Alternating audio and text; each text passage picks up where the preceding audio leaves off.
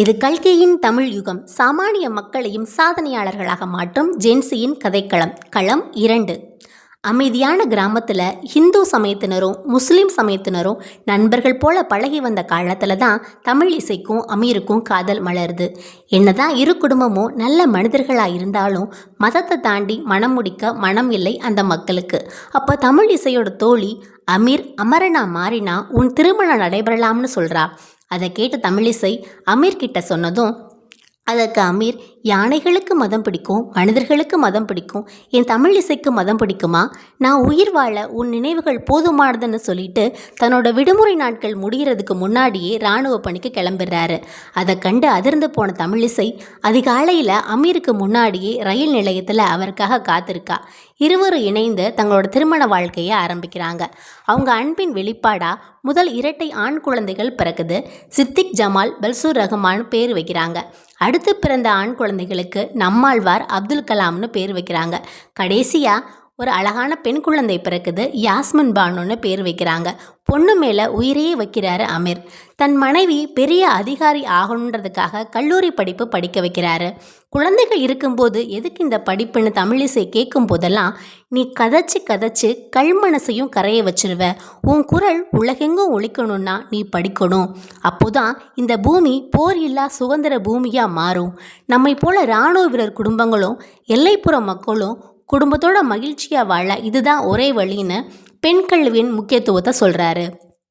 ஒவ்வொரு முறை விடுமுறைக்கு அமீர் வரும்போது எல்லாம் அந்த வீடே சொர்க்க பூமியாக மாறிடுது.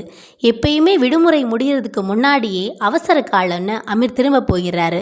ஒரு நாள் வீட்டுக்கு தகவல் வருது, இருநாட்டு போரில் அமீர் வீர மரணம் அடைஞ்சிட்டாருன்னு.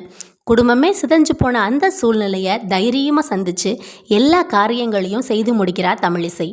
அப்போது அயல்நாட்டு நிறுவனத்தில் பெரிய ஊதியத்தோட வேலை கிடைக்குது. ஆனால் எல்லாத்தையும் உதறி தள்ளிட்டு தன்னோட குழந்தைங்களை அழைச்சிக்கிட்டு சொந்த கிராமத்துக்கு போகிறாங்க. அங்கே இயற்கை விவசாயத்தை தொடங்குறாங்க. தற்சார்பு வாழ்க்கையை வாழ ஆரம்பிக்கிறாங்க. பர்ம கலையையும் கற்றுக்கிட்டு வைத்தியசாலையும் ஆரம்பிக்கிறாங்க. குடும்பத்துக்கு மூத்த பிள்ளைங்களான ஜித்திக் ஜமாலும் பல்சூர் ரஹ்மானும் MBBS படித்து பெரிய கைராசி டாக்டராக பேர் வாங்குறாங்க. கூட்டமாக மக்கள் வைத்தியத்துக்கு வந்த காலத்திலேயே இந்த அலோபதியால் எந்த நோயையும் முழுசாக குணமாக்க முடியாது, இது ஒரு போர்க்கால மருத்துவன்ற உண்மையை உணர்ந்து அலோபதி மருத்துவத்தை கைவிட்டு நோயை முற்றிலும் குணமாக்குற ஒற்றைப்புள்ளி சிகிச்சை முறையான இந்திய நக்கு பஞ்சரை கண்டுபிடிக்கிறாங்க. எண்ணிலடங்காத மக்களை நோயிலிருந்து பூரண சுகம் பெறாங்க. மருத்துவ மாஃபியா கும்பலுக்கே சிம்ம சொப்பனமாக திகழ்கிறாங்க இந்த டாக்டர் பிரதர்ஸ். பல்கலைக்கழகத்தில் வேளாண்மை இளநிலை படிப்பை படித்து பிறகு முனைவர் பட்டம் பெற்று மண்டல விவசாய ஆராய்ச்சி நிலையத்தில் விஞ்ஞானியாக தன் பணியை தொடங்குறாரு நம்மாழ்வார்.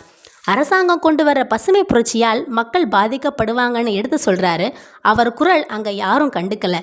உடனே தன்னோட அரசு பணியை துறந்து தொண்டு நிறுவனங்களோட இணைஞ்சு வெளி வேளாண்மை முறைகளை மக்களுக்கு நடைமுறைப்படுத்தி காட்டுறாரு.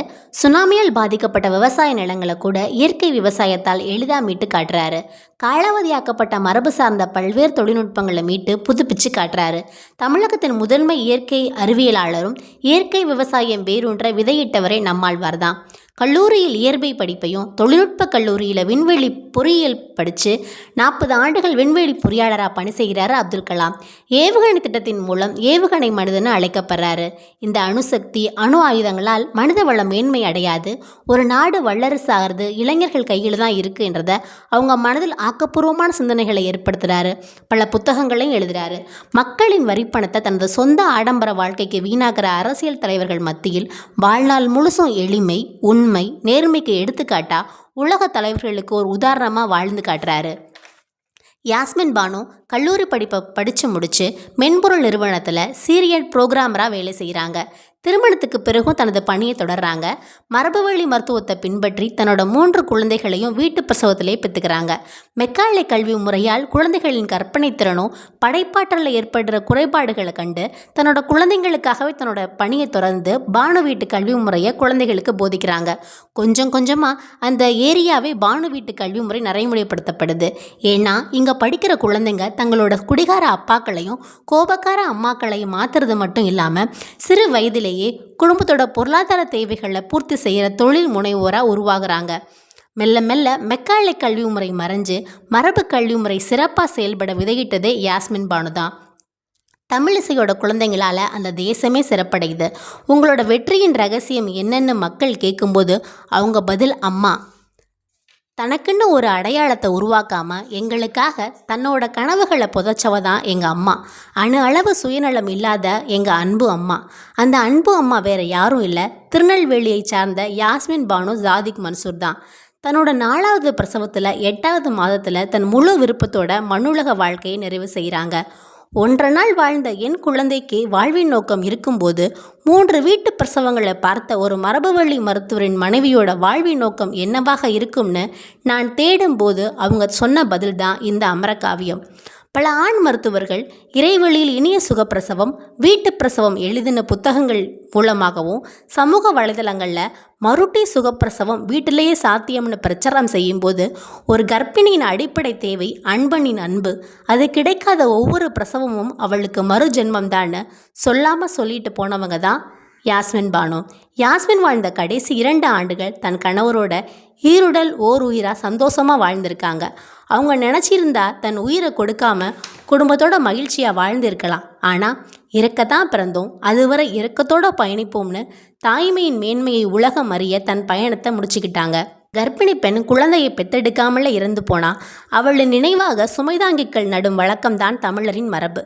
அது மூலம் அவளின் பாரம் குறையும்னு நம்பினாங்க. அந்த தாயை தெய்வமாக வணங்கினாங்க. சிலைகள் வச்சா அது ஒரு நாள் சிதைஞ்சு போயிடும், சுமைதாங்கி கல் நட்டா அது காலப்போக்கில் காணாமல் போயிடும். தாயை விட பெரிய சக்தி எதுவுமே இல்லைன்னு வாழ்ந்து காட்டி அன்பை விதைத்து அன்பின் சிகரமான அன்பு அம்மா யாஸ்மினுக்கு நான் அளிக்கும் வீர வணக்கம்தான் இந்த அமரகாவியம். அன்பு அம்மாவுக்கு அழிவே இல்லை. புது கல்கி வரவோடு புது கதைக்களம் காண்போம். நான் ஜென்சி, மரபுவழி மருத்துவர். நன்றி.